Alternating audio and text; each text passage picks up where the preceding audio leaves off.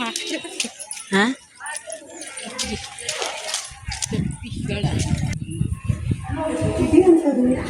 ಅದೇ ಅಡಿಯಲ್ಲಿ ಅಲ್ಲಿ ಬಸವಣ್ಣನವರು ಐಕ್ಯದದ್ದು.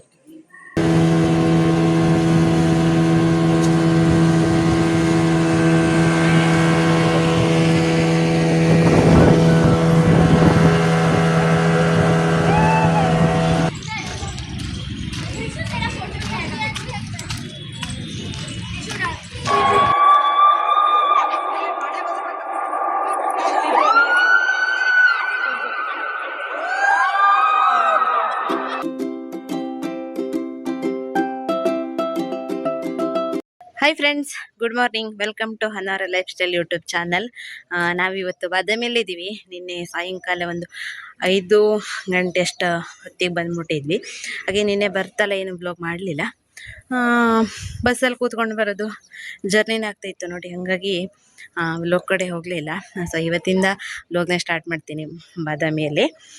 ಇವಾಗ ರೆಡಿಯಾಗಿದ್ದೀವಿ ಎಲ್ಲರೂ ಕೂಡ. ಹಾಗೆ ಹೊರಡೋದು ಬಾಕಿ ಇದೆ. ತಿಂಡಿ ಎಲ್ಲ ಆಯಿತು. ಇವತ್ತು ಎಲ್ಲಿಗೆಲ್ಲ ಹೋಗ್ತೀವಿ ಅಂತೆಲ್ಲ ನೋಡಿ ನೀವು.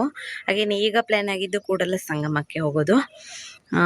ನೋಡೋಣ ಫ್ರೆಂಡ್ಸ್ ಹೇಗೆಲ್ಲ ಇರುತ್ತೆ ನಮ್ಮ ಟ್ರಿಪ್ ಅಂತ. ಹಾಗೆ ಬಾದಾಮಿ ವ್ಲೋಗನ್ನು ನೀವೆಲ್ಲರೂ ಕೂಡ ಕಂಪ್ಲೀಟ್ ಆಗಿ ನೋಡಬೇಕು ಅನ್ನೋದು ನನ್ನ ವಿನಂತಿ. ಸೊ ಹಾಗೆ ಶುರು ಮಾಡೋಣ, ಲೆಟ್ಸ್ ಗೋ. ನೋಡಿ ಫ್ರೆಂಡ್ಸ್, ಇದು ಸಂಗೀತಕ್ಕನ ಮನೆ ಟೆರೆಸ್ ಮೇಲಿಂದ ವ್ಯೂ.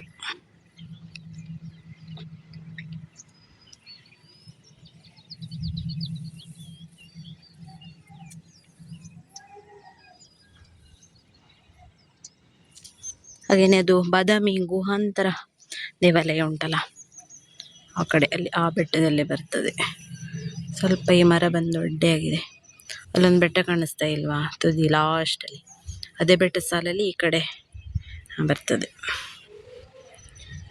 ಇದು ನೋಡಿ ಫ್ರೆಂಡ್ಸ್, ಸಂಗೀತಕ್ಕನ ಮನೆಯಾಗಿ ನಾವೆಲ್ಲ ರೆಡಿ ಅದೀವಿ ಇಲ್ಲೆಲ್ಲ. ಬನ್ನಿ ಬನ್ನಿ ಬನ್ನಿ, ದೊಡ್ಡಮ್ಮ ಮತ್ತೆ ಅತ್ತೆಲ್ಲ ರೆಡಿಯಾಗಿ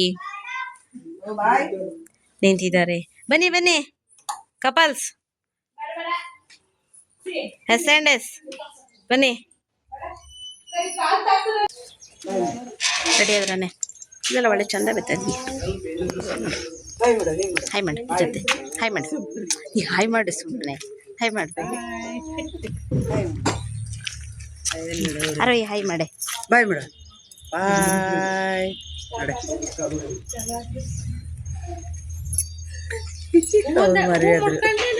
ಅಯ್ಯೋ ಹೂವೆಲ್ಲ ಐತೆ ದೊಡ್ಡಮ್ಮ. ಸಂಗೀತಕ್ಕ ಹೂ ತಕ ಬರೆ, ಕೂಡಲ ಸಂಗಮಕ್ಕೆ ಹೂ ಇಲ್ಲದೆ ಹೋಗೋಕಿಲ್ಲ.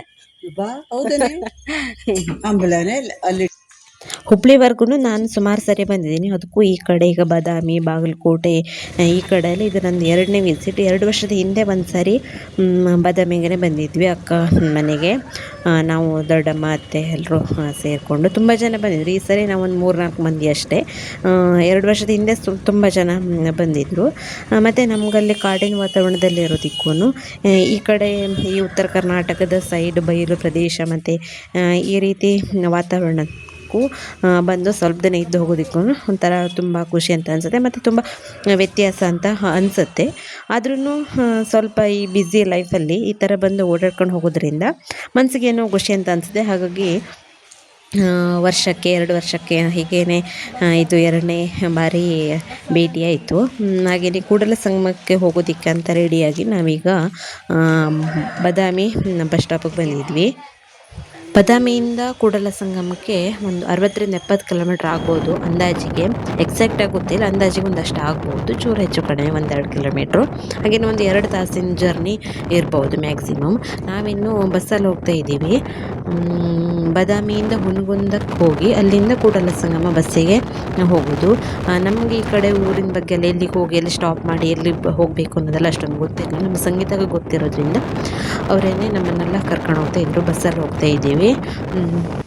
ಹಾಗೆಯೇ ಹೋಗ್ತಾ ನನಗೆ ಇಲ್ಲೊಂದು ತುಂಬ ಖುಷಿಯಾಗಿದ್ದು ಅಂತಂದರೆ ಸನ್ಫ್ಲವರ್ ಬೆಳೆದಿದ್ರಲ್ಲ, ಸೊ ಸೂರ್ಯಕಾಂತಿ ತೋಟ ನೋಡಂತೂ ನನಗಂತೂ ಎಷ್ಟು ಖುಷಿ ಅಂತ ಅನ್ನಿಸ್ತು. ಫೋಟೋ ತಗೊಳ್ಳುವಂತಂದರೆ ಬಸ್ಸಲ್ಲಿ ಇದ್ವಿ, ಈಗ ನಮ್ಮದೇ ಓನ್ ಗಾಡಿಯಲ್ಲಿ ಹೋದರೆ ನಿಲ್ಲಿಸಿ ಫೋಟೋ ಎಲ್ಲ ತಗೊಂಡು ಹೋಗ್ಬೋದಿತ್ತು. ಸನ್ಫ್ಲವರ್ ತೋಟಕ್ಕೆ ಹೋಗಬೇಕು, ವಿಸಿಟ್ ಮಾಡಬೇಕು ಅನ್ನೋದು ನನ್ನ ದೊಡ್ಡ ಆಸೆ ಇತ್ತು.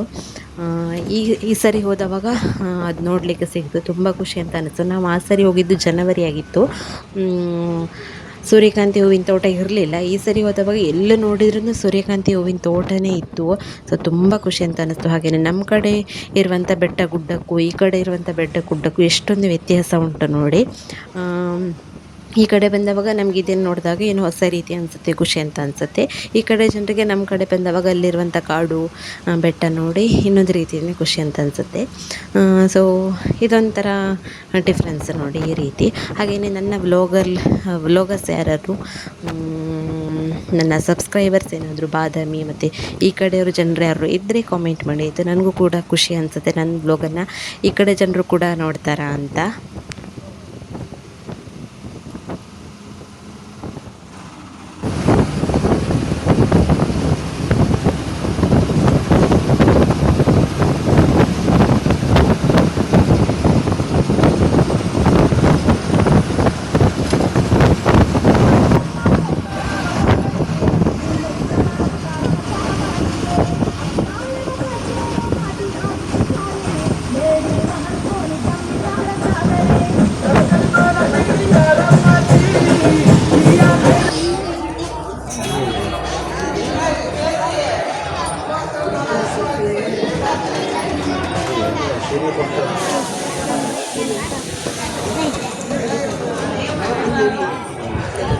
ಹೂ ಬೇಕಾ ಕೇಳೋದು ನಮ್ಮನ ಕೈಲಿ, ಹೂವು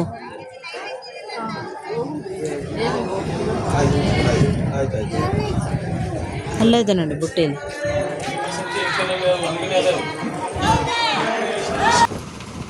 ನಾವು ಬಾದಾಮಿಗೆ ಫೆಬ್ರವರಿ 19ನೇ ತಾರೀಕಿಗೆ ಹೋಗಿದ್ವಿ.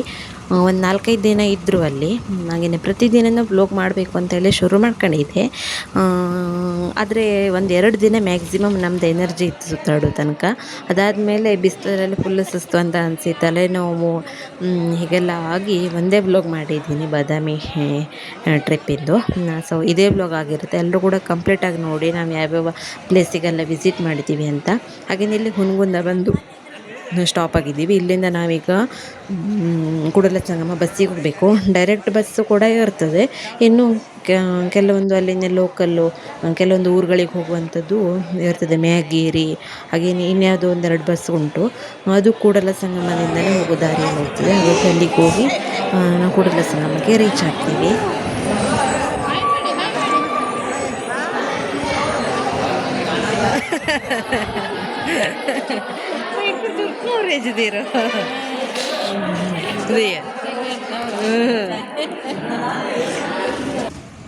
ಹುನಗುಂದ ಬಸ್ ಸ್ಟಾಪಿಂದ ಕೂಡಲ ಸಂಗಮಕ್ಕೆ ಒಂದು 20-25 ನಿಮಿಷ ಇರ್ಬೋದು. ಹಾಗೆಯೇ ಕೂಡಲ ಸಂಗಮಕ್ಕಂತೂ ಬರುವಾಗ ಎಷ್ಟು ಖುಷಿ ಇತ್ತು ಅಂತಂದರೆ, ಕೂಡಲ ಸಂಗಮಕ್ಕಲ್ಲ ನಮ್ಮದು ಮೊದಲನೇ ಬಾರಿನೇ ಭೇಟಿ. ಸೊ ಸಂಗೀತಕ್ಕನೇ ಈ ಕಡೆ ಕೊಟ್ಟಿರೋದ್ರಿಂದ ನಾವು ಈ ಥರ ಜಾಗಗಳನ್ನೆಲ್ಲ ನೋಡ್ತಾ ಇದ್ದೀವಿ. ಇಲ್ಲ ಅಂತಂದರೆ ಈ ಕಡೆ ಯಾವಾಗ ಬರ್ತಿದ್ರು ಅಂತ ಗೊತ್ತಿಲ್ಲ. ಹಾಗೆಯೇ ನೋಡಿ ಕೂಡಲ ಸಂಗಮಕ್ಕೆ ಹೋಗೋ ದಾರಿಯಲ್ಲೇ ಈ ರೀತಿ ಬೋಗನ್ವಿಲ್ಲ ಮತ್ತು ಕೆಲವೊಂದು ಹೂವಿನ ಗಿಡಗಳನ್ನ ಫುಲ್ ಗಾರ್ಡನಲ್ಲಿ ರೋಡ್ ಸೈಡ್ ಬೆಳೆಸಿದ್ದಾರೆ. ಸೊ ತುಂಬ ಖುಷಿ ಅಂತ ಅನ್ನಿಸ್ತಾ ಇತ್ತು ಬರುವಾಗೆಲ್ಲ. ಇನ್ನು ವ್ಯೂ ಪಾಯಿಂಟ್ ಅಂತೂ ತುಂಬ ಚೆನ್ನಾಗಿತ್ತು, ಎಷ್ಟೋ ದೂರದವರೆಗೂ ಕೂಡ ಇಲ್ಲಿ ಕಾಣಿಸ್ತೈತೆ. ನಮ್ಮ ಕಡೆ ಎಲ್ಲಾದರೂ ನಮ್ಮ ಮನೇಲಿದ್ದರೆ ನಮ್ಮ ಮನೆ ತೋಟನೇ ಸರಿಯಾಗಿ ಕಾಣೋದಿಲ್ಲ, ಬೆಟ್ಟ ಗುಡ್ಡ ಮರ ಗಿಡ ನಡುವೆ. ಇಲ್ಲಂತೂ ಆಗಲ್ಲ, ಕಣ್ಣು ಅಳತೆ ಇರುವಲ್ಲಿವರೆಗೂ ದೂರದ ವ್ಯೂ ಕಾಣಿಸ್ತಾ ಇರುತ್ತೆ. ಇನ್ನು ಕೂಡಲ ಸಂಗಮಕ್ಕೆ ಎಂಟ್ರಿ ಆದ ಹಾಗೆಯೇ ಇನ್ನು ಅಲ್ಲಿಗೆ ಹೋಗಿ ಇಲ್ಲಿಂದ ಒಂದು ಅರ್ಧ ಕಿಲೋಮೀಟ್ರ್ 1 ಕಿಲೋಮೀಟ್ರ್ ಹೀಗಿರ್ಬೋದು. ಅಲ್ಲಿಗೆ ಹೋಗಿ ಇದು ಬಸ್ಸು ಬೇರೆ ಊರಿಗೆ ಕ್ರಾಸ್ ಆಗುತ್ತೆ. ನಾವು ಇಲ್ಲೇ ಸ್ಟಾಪ್ ಮಾಡಿ ಇಲ್ಲಿಂದ ಒಂದು ಅರ್ಧ ಕಿಲೋಮೀಟ್ರ್ ಆಗುವಷ್ಟು ನಡ್ಕೊಂಡು ಹೋಗಬೇಕು. ನೋಡಿ ಈ ಬಸ್ ಇವಾಗ ಈ ಥರ ಊರುಗಳಿಗೆ ಹೋಗ್ತದೆ. ನಾವು ಇಲ್ಲೇ ಈಗ ಕೂಡಲ ಸಂಗಮಕ್ಕೆ ಇಳಿದು ಇಲ್ಲಿಂದ ಒಂದು ಅರ್ಧ ಕಿಲೋಮೀಟ್ರ್ ಆಗ್ಬೋದು. ಇದು ಕೂಡಲ ಸಂಗಮದ ಒಂದು ಸರ್ಕಲ್. ಹಾಗೆಯೇ ಇಲ್ಲಿಂದ ಒಂದು ಅರ್ಧ ಕಿಲೋಮೀಟರ್ ನಡ್ಕೊಂಡು ಹೋಗಬೇಕು, ಅಥವಾ ಆಟೋ ಕೂಡ ಇರುತ್ತೆ. ಸುಮ್ಮನೆ ನಾವು ನಡ್ಕೊಂಡು ಹೋದರೆ ಒಂದು ಎಕ್ಸ್ಪೀರಿಯೆನ್ಸ್ ಆಗ್ತದೆ ಹೇಳಿ. ಮತ್ತು ನಾವು ಹೋದವಾಗ ಒಂದು ಖುಷಿ ಏನಂತಂದರೆ ಜನಗಳು ಅಂತಲೇ ಇರಲಿಲ್ಲ ಆಯಿತಾ. ಸೊ ಆರಾಮಾಗಿ ಫ್ರೀಯಾಗಿ ನಾವಂತೂ ಓಡಾಡ್ಕೊಂಡು ಬಂದ್ವಿ. ಟೂರಿಸ್ಟ್ಗಳೆಲ್ಲ ಜಾಸ್ತಿ ಇರಲಿಲ್ಲ ನಾವು ಹೋದ ದಿನ ಎಲ್ಲ. ಹಾಗಾಗಿ ತುಂಬ ಖುಷಿ ಅಂತ ಅನ್ನಿಸ್ತು ಅದು ಒಂದು ರೀತಿಯಲ್ಲಿ.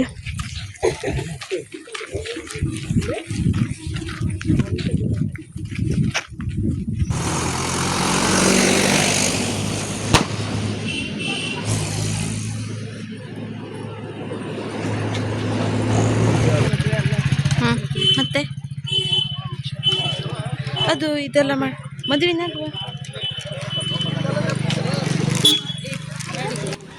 ಕೂಡಲ ಸಂಗಮ ಸರ್ಕಲಿಂದ ಒಂದು 6-7 ನಿಮಿಷ ನಡ್ಕೊಂಡು ಬಂದರೆ ಕೂಡಲ ಸಂಗಮದ ಎಂಟ್ರಿ ಗೇಟ್ ಹತ್ರ ಬರ್ತೀವಿ.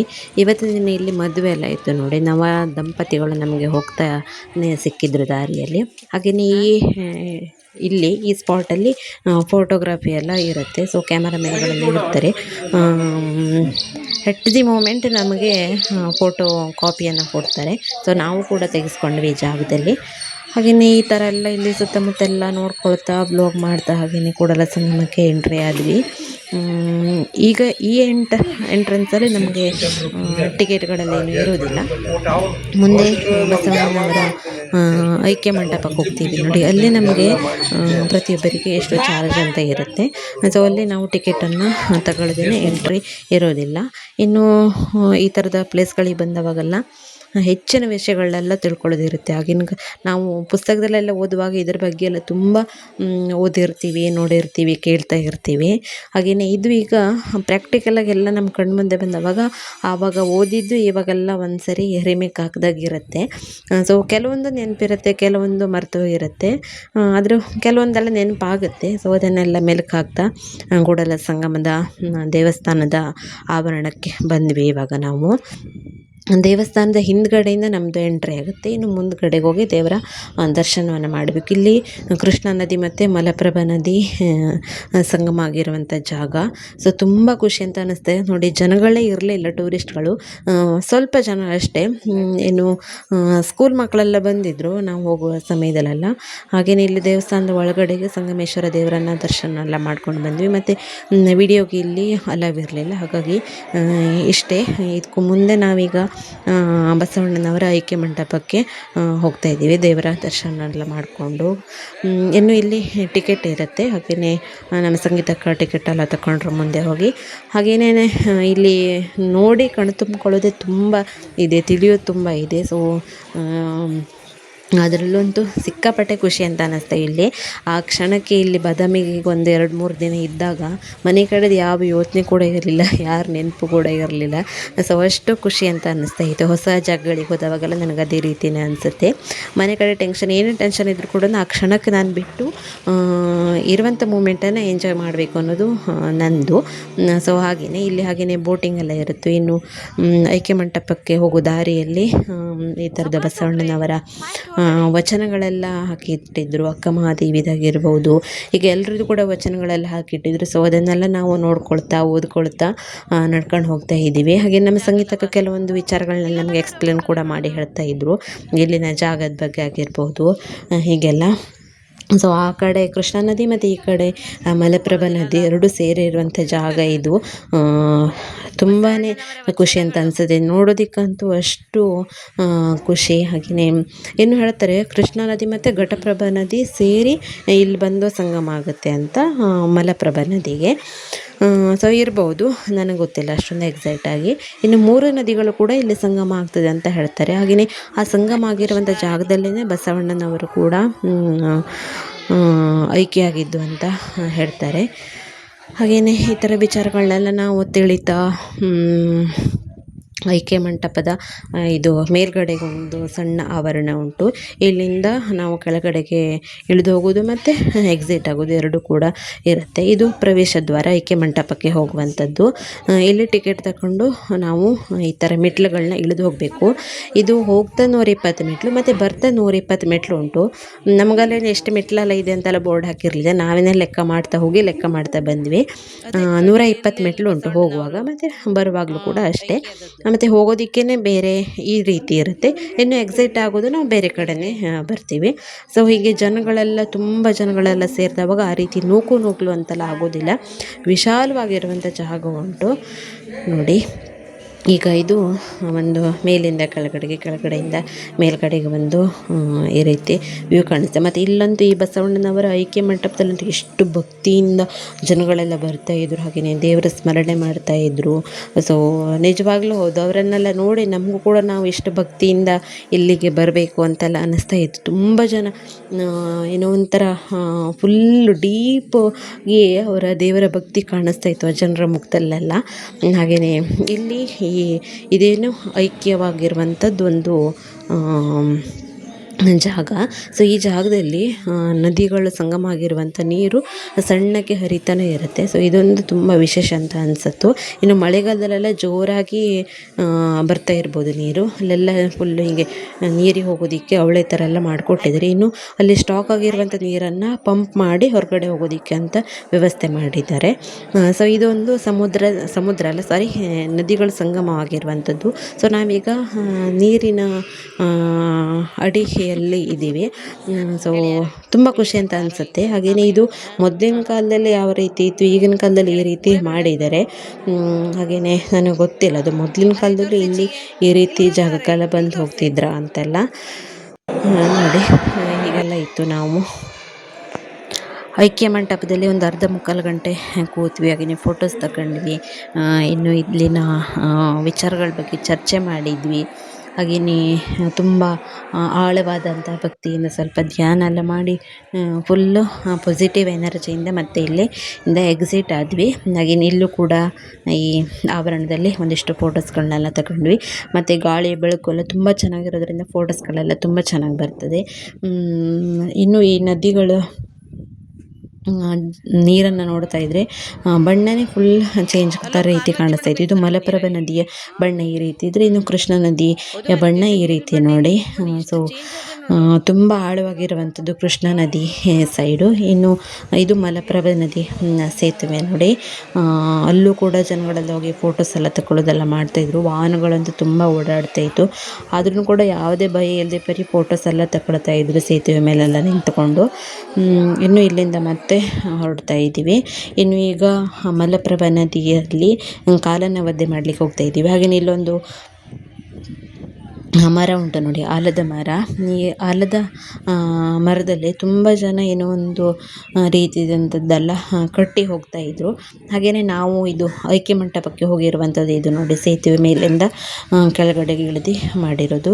ಇನ್ನು ಈ ಮರದ ಮೇಲೆ ನೋಡಿ ಈ ರೀತಿಯಾದಂತೆಲ್ಲ ಕಟ್ಟಿದ್ರು. ಅದೇನು ಅಂತ ಕೇಳಿದವಾಗ ಈ ಕಡೆ ಜನರು ಮದುವೆ ಆಗಿರುವಂಥ ಆಮೇಲೆ ಹಾರಗಳನ್ನಾಗಿರ್ಬೋದು, ಬಾಸಿಂಗಗಳನ್ನೆಲ್ಲ ಈ ಮರದಲ್ಲಿ ಕಟ್ಟಿ ಹೋಗ್ತಾರಂತೆ. ಇನ್ನು ಅದೆಲ್ಲ ನಮ್ಮ ಸಂಗೀತಕ್ಕೆ ಹೇಳ್ತಾಯಿದ್ರು. ಈ ಕಡೆ ಇದೊಂದು ರೀತಿಯಾದಂಥ ಶಾಸ್ತ್ರ ಉಂಟು ಅಂತೆಲ್ಲ.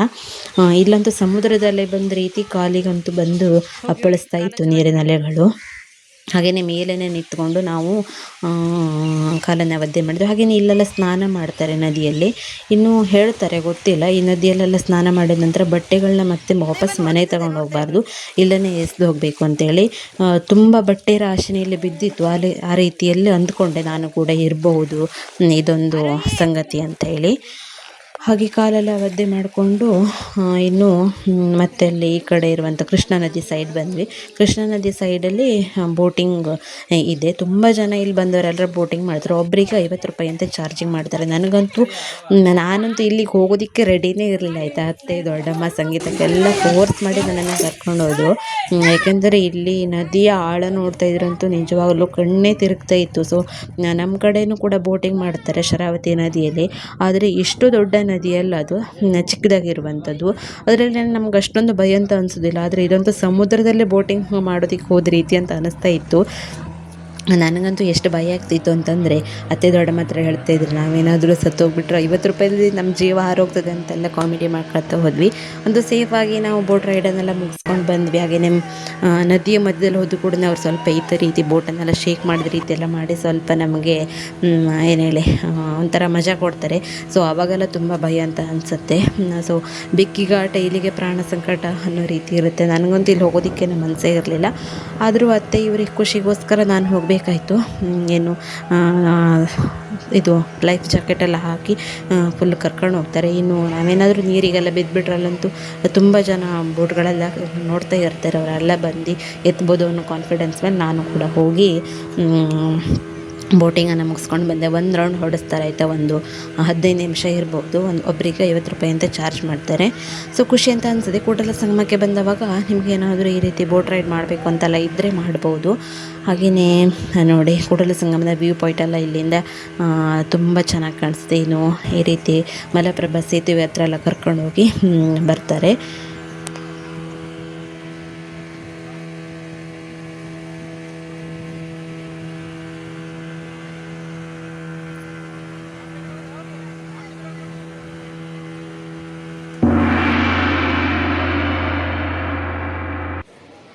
ಇದು ಮತ್ತು ಕೂಡಲ ಸಂಗಮಕ್ಕೆ ಹೋಗಿದ್ದ ಮಾರನೇ ದಿನ. ಇವಾಗ ನಾವು ಬಾಗಲಕೋಟೆ ಬಸ್ ಸ್ಟಾಪಲ್ಲಿ ಇದ್ದೀವಿ. ಇಲ್ಲಿಂದ ಬೇರೆ ಪ್ಲೇಸಿಗೆ ಹೋಗೋದಕ್ಕೆ ಅಂತ ಕೂಡಲ ಸಂಗಮಕ್ಕೆ ಅಲ್ಲಿಂದ ಸ್ವಲ್ಪ ಆಮೇಲೆ ಹೊರಗಡೆ ಎಲ್ಲ ಶಾಪಿಂಗ್ ಮಾಡಿಕೊಂಡು ನಾವು ಸಂಜೆ ಒಂದು 5:30 ಅಷ್ಟೊತ್ತಿಗೆ ಮನೆಗೆ ಬಂದು ಮುಟ್ಟಿದ್ವಿ. ಸ್ವಲ್ಪ ರೆಸ್ಟ್ ಮಾಡಿ ಇನ್ನು ಬೆಳಿಗ್ಗೆ ಆಗಿ ಬಾಗಲಕೋಟೆ ಹೋಗಿ, ಬದಾಮಿಯಿಂದ ಬಾಗಲಕೋಟೆ ಹೋಗಿ ಅಲ್ಲಿಂದ ಬಿಜಾಪುರ ಡೈರೆಕ್ಟ್ ಬಸ್ಸಿಗೆ ಬಂದ್ವಿ. ಬದಾಮಿಯಿಂದ ಬಿಜಾಪುರಕ್ಕೆ ಒಂದು 100 ಕಿಲೋಮೀಟ್ರ್ ಮೇಲಾಗ್ತದೆ. ಸೊ ಒಂದು 3-3.5 ತಾಸಿನ ಜರ್ನಿ ಇರ್ಬೋದು. ಹಾಗೆಯೇ ಡೈರೆಕ್ಟ್ ಬಸ್ ಸಿಗೋದಿಲ್ಲ ನಮಗೆ. ಬಾದಾಮಿಯಿಂದ ಬಾಗಲಕೋಟೆಗೆ ಹೋಗಿ ಇಲ್ಲಿಂದ ಬಿಜಾಪುರ ಬಸ್ಸಿಗೆ ಹೋಗಬೇಕು. ಇಲ್ಲಿ ಟಿಕೆಟ್ ಇರುತ್ತೆ. ಹಾಗೆಯೇ ನಮ್ಮ ಸಂಗೀತಕ್ಕೆ ಹೋಗಿ ಟಿಕೆಟ್ ಎಲ್ಲ ತಗೊಂಡು ಇನ್ನು ಬಿಜಾಪುರ ಎಂಟ್ರಿ ಆದ್ವಿ. ಇಲ್ಲಂತೂ ಬಿಸಿಲಿನ ನಾಡು ಬಿಜಾಪುರ, ಬಿಸಿಲು ಕೇಳಲೇಬೇಡಿ ಹೇಗಿದೆ ಅಂತ. ತಲೆನೋವಂತೂ ವಿಪರೀತ ಬಂದುಬಿಟ್ಟಿತ್ತು ಬಿಜಾಪುರಕ್ಕೆ ಹೋದವಾಗ. ಇನ್ನು ಬಿಜಾಪುರ ಇದರ ಹೊರಗಡೆಗೆ ಒಂದು ಮೋದಿಯವರ ಜನೌಷಧಿ ಕೇಂದ್ರ ಇತ್ತು. ಹಾಗೆಯೇ ಅಲ್ಲಿ ಟ್ಯಾಬ್ಲೆಟ್ ಎಲ್ಲ ತಗೊಂಡು ಇನ್ನು ಮತ್ತೆ ಇವತ್ತಿನ ದಿನ ಫುಲ್ ಸುತ್ತಾಡಿದ್ವಿ ಬಿಜಾಪುರದಲ್ಲಿ. ಇದು ಮ್ಯೂಸಿಯಂ ಎದುರುಗಡೆಗೆ ಕಾಣಿಸೋದು. ಇಲ್ಲಿ ಮತ್ತೆ ನೋಡಲಿಕ್ಕೆ ನಮಗೆ ಟಿಕೆಟ್ ಇರುತ್ತೆ. ಹಾಗೆಯೇ ಇಲ್ಲಿ ಶಸ್ತ್ರಗಳು, ಆಮೇಲೆ ಪಿರಂಗಿಗಳು, ಹೀಗೆಲ್ಲ ಆಗಿನ ಕಾಲದ ವಸ್ತುಗಳನ್ನೆಲ್ಲ ನೋಡಲಿಕ್ಕೆ ಇರುತ್ತೆ.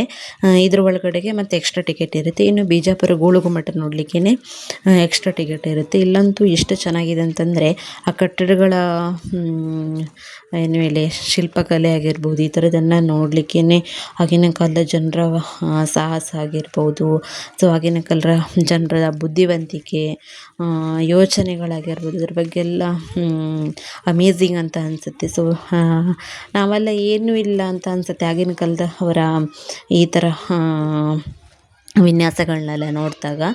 ಸೊ ಇಲ್ಲೂ ಕೂಡ ಅಷ್ಟೇ ಜನಗಳು ಅಂತೆಲ್ಲ ಏನು ಇರಲಿಲ್ಲ. ನೋಡಿ, ನೀವೇ ನೋಡ್ತಾ ಇರ್ಬೋದು. ಅಲ್ಪ ಸ್ವಲ್ಪ ಜನಗಳು ಅಷ್ಟೇ ನೋಡೋದಕ್ಕೆ ಬರ್ತಾಯಿದ್ರು, ಹಾಗೇ ಹೋಗ್ತಾಯಿದ್ರು. ಅಲ್ಲೇ ಕೂತೆಲ್ಲ ಇರಲಿಲ್ಲ. ಹಾಗೆಯೇ ತುಂಬ ಖುಷಿ ಅಂತ ಅನ್ನಿಸ್ತು. ಇಲ್ಲಿ ದೆಹಲಿ ಸುಲ್ತಾನರ ಒಂದು ಸಂಬಂಧಪಟ್ಟಿರುವಂಥದ್ದು ಈ ಗೋಳಗುಮ್ಮಟಕ್ಕೆ ಬಂದು ವಿಶಾಲವಾಗಿರುವಂಥ ಜಾಗ, ಗಾರ್ಡನ್. ಹಾಗೆಯೇ ಇಲ್ಲಿಂದ ಗೋಳಗುಮ್ಮಟದ ಎಂಟ್ರಿ, ಮುಂದುಗಡೆ ಮ್ಯೂಸಿಯಂ ಇದೆ, ಇದರ ಹಿಂದುಗಡೆಗೆ ಗೋಳಗುಮ್ಮಟ ಉಂಟು. ಹಾಗೆಯೇ ನೀವೆಲ್ಲ ಈ ಥರ ಪ್ಲೇಸಿಗೆ ಯಾರ್ಯಾರು ವಿಸಿಟ್ ಮಾಡಿದ್ದೀರಾ ಅಂತ ಕಾಮೆಂಟ್ ಮಾಡಿ. ಸೊ ಗೋಳಗುಮ್ಮಟದ ಗೋಡೆಯ ಬಣ್ಣ ಯಾವ ಬಣ್ಣ ಉಂಟು ನೋಡಿ, ಇಲ್ಲಿನ ಬಿಸಿಲಿನ ಬಣ್ಣವು ಕೂಡ ಅದೇ ರೀತಿಯೇ ಇದೆ, ಬಿಸಿಲಿನ ಎಫೆಕ್ಟ್ ಕೂಡ ಹಾಗೆ ಉಂಟು. ಇದು ಗೋಳಗುಮ್ಮಟದ ಎಂಟ್ರೆನ್ಸ್ ಡೋರ್. ಚಪ್ಪಲಿಗಳನ್ನೆಲ್ಲ ನಾವು ಹೊರಗಡೆ ಬಿಟ್ಟು ಹೋಗಬೇಕಾಗ್ತದೆ. ಇನ್ನು ಸ್ಟ್ಯಾಂಡ್ ಕೂಡ ಉಂಟು. ಹಾಗೆಯೇ ಇಲ್ಲಿ ಎಂಟ್ರಿ ಆಗ್ತಿದ್ದಂಗೆ ಈ ಪ್ಲೇಸಲ್ಲಿ ವಿಡಿಯೋ ಎಲ್ಲ ಅಲವ್ ಇರೋದಿಲ್ಲ. ಸೊ ಸೆಕ್ಯೂರಿಟಿಗಳೆಲ್ಲ ಇರ್ತಾರೆ. ಸೊ ಗೋಳಗುಮ್ಮಟದಲ್ಲಂತೂ ತುಂಬ ಜನ ಸೆಕ್ಯೂರಿಟಿಗಳಿರ್ತಾರೆ. ಹಾಗೆಯೇ ಈ ವಿಸ್ಪರಿಂಗ್ ಗ್ಯಾಲರಿಗೆ ಹೋಗುವಂಥದ್ದು ಇದು ದ್ವಾರ ನೋಡಿ, ಈ ರೀತಿ ಇರುತ್ತೆ. ಸೊ ಎಷ್ಟು ಕೋಲ್ಡ್, ಹೊರಗಡೆಗೆ ಎಷ್ಟು ಬಿಸಿಲು ಇದೆ, ಮತ್ತು ಒಂಥರ ಉರಿ ಅಂತ ಅನ್ನಿಸ್ತದೆ. ಸೊ ಗೋಳಗುಮ್ಮಟದ ಒಳಗಡೆ ಬಂದವಾಗ ಅಷ್ಟೇ ತಂಪು ಅನ್ನಿಸ್ತದೆ, ಆರಾಮಂತ ಅನಿಸ್ತದೆ. ಇನ್ನು ವಿಸ್ಪರಿಂಗ್ ಗ್ಯಾಲರಿಗೆ ಹೋದವಾಗ ಮಾತ್ರ ಎಲ್ಲರೂ ಕೂಡ ಕೂಗ್ತಾರೆ ನೋಡಿ, ಅದೊಂಥರ ಇಕೋ ಆಗಿ ಮೆದುಳಿಗೆ ಒಂಥರ ಎಫೆಕ್ಟ್ ಕೊಡುತ್ತೆ ನೋಡಿ. ನನಗೆ ಆವಾಗಂತೂ ತುಂಬ ತಲೆನೋವೆಲ್ಲ ಸ್ಟಾರ್ಟ್ ಆಗಿಬಿಡ್ತು. ಏನು ಈ ರೀತಿಯಾದಂಥ ಮೆಟ್ಲನ್ನು ಹತ್ತಿ ಹೋಗಬೇಕಾಯ್ತಾ. ಇಲ್ಲಿ ಒಂದೊಂದು ಸ್ಟೆಪ್ಪಿಗೆ 20 ಮೆಟ್ಲಂತೆ ಉಂಟು. 7 ಅಂತಸ್ತು ಉಂಟು. ಅಂದರೆ ಹೋಗ್ತಾ 140 ಮೆಟ್ಲು ಮತ್ತು ಬರ್ತಾ 140 ಮೆಟ್ಲನ್ನು ಹತ್ತಿ ಇಳಿಬೇಕು. ಅದೂ ಸ್ಟ್ರೇಟ್ ಆಗಿರುವಂಥ ಮೆಟ್ಲು. ಸೊ ಮೊಣಕಾಲಷ್ಟು ಹೈಟಿಗೆ ಬರ್ತದೆ ಮೆಟ್ಲು. ಸರಿಯಾಗಿ ಈಗ ಸ್ಟ್ರೇಟಿಂದ ಹತ್ತಲಿಕ್ಕೆ ಆಗೋದಿಲ್ಲ, ಸ್ವಲ್ಪ ಕ್ರಾಸಿಂದ ಹತ್ತಬೇಕಾಗ್ತದೆ. ಸೊ ಈ ರೀತಿಯಾದಂಥ ಚೆನ್ನಾಗಿರುವಂಥ ಅನುಭವಗಳೆಲ್ಲ ಇತ್ತು. ಹಾಗೆಯೇ ನೋಡಿ, ಇದು ಗೋಳಗುಮ್ಮಟದ ಸ್ಟೆಪ್ ಬೈ ಸ್ಟೆಪ್ ಈ ರೀತಿ ಕಾಣಿಸುತ್ತೆ. ಸೊ 4 ದ್ವಾರಗಳು ಉಂಟು, 4 ಸೈಡೂ. ಜನಗಳೆಲ್ಲ ತುಂಬ ಅಂದರೆ ಪ್ರವಾಸಿಗರೆಲ್ಲ ತುಂಬ ಜನ ಬರ್ತಾರೆ ನೋಡಿ, ಅವಾಗೆಲ್ಲ ಎಲ್ಲ ದ್ವಾರಗಳದ್ದು ಕೂಡ ಹೋಗಲಿಕ್ಕೆ ಬಿಡ್ತಾರೆ. ಇವಾಗೆಲ್ಲ ಏನು ಅಷ್ಟೊಂದು ಜನಗಳೆಲ್ಲ ಇರಲಿಲ್ಲ ಪ್ರವಾಸಿಗರು, ಹಾಗಾಗಿ 2 ದ್ವಾರ, ಒಂದು ಎಂಟ್ರಿ ಇನ್ನೊಂದು ಎಕ್ಸಿಟಿಗೆ ಮಾತ್ರ. ಇನ್ನು ವಿಸ್ಪರಿಂಗ್ ಗ್ಯಾಲರಿಗೆ ಬಂದ್ವಿ. ಇಲ್ಲಿ ಹೇಗೆ ಈಕೋ ಆಗ್ತದೆ ಅಂತ ಕೇಳಿ ನೀವು.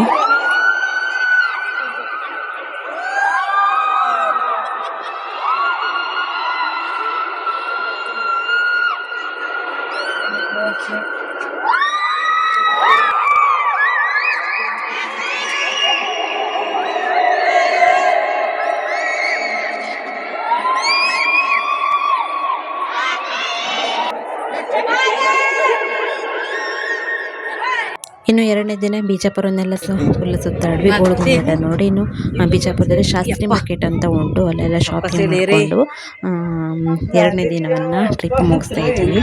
ಇನ್ನು 3ನೇ ದಿನ ನಾವು ವಿಸಿಟ್ ಮಾಡಿರುವಂಥ ಜಾಗಕ್ಕೇ ಮಹಾಕೂಟಕ್ಕೆಲ್ಲ ಸ್ವಲ್ಪ ಓಡಾಡಿದ್ವಿ. ಹಾಗೆಯೇ ಇವತ್ತಿನ ವ್ಲಾಗ್ ಇಲ್ಲಿಗೆ ಎಂಡ್ಗಾಗ್ತಾ ಇದೆ. ಇನ್ನು ನೆಕ್ಸ್ಟ್ ಬ್ಲಾಗ್ ನಮ್ಮ ಊರ ಕಡೆಗಾಗಿರುತ್ತೆ. ಸೊ ಎಲ್ಲರೂ ಕೂಡ ಎಂಜಾಯ್ ಮಾಡಿರ್ತೀರಂತ ಅಂದ್ಕೊಂಡಿದ್ದೀನಿ. ಹಾಗೆ ಸಬ್ಸ್ಕ್ರೈಬ್ ಮಾಡಿ, ಸಪೋರ್ಟ್ ಮಾಡಿ. ಸಿಗುವ ನೆಕ್ಸ್ಟ್ ವಿಡಿಯೋದಲ್ಲಿ. ಟೇಕ್ ಕೇರ್, ಬಾಯ್.